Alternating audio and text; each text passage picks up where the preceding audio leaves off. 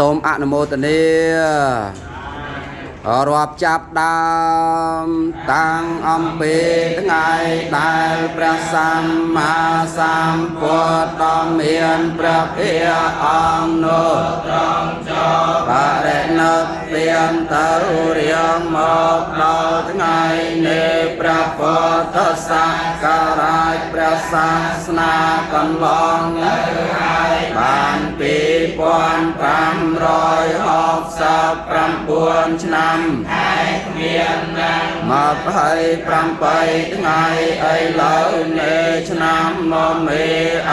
តសាក្លតសាករាជ2570ឆ្នាំក្នុងកាលនៅខែចេត9កើតថ្ងៃសៅរ៍ថ្ងៃខែឆ្នាំនេះជាបច្ចុប្បន្នកាលហើយព្រះពុទ្ធសាសនាកាលចំណែកខាងអនាគតនៅ2430ឆ្នាំដោយអំណាចនៃអធិការមាន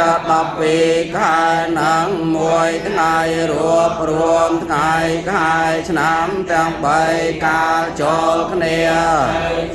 ព្រះពុទ្ធសាសនាកាល5000វស្សាដោយបរិបូរណ៍សូមអនុមោទនានិមន្តចេញ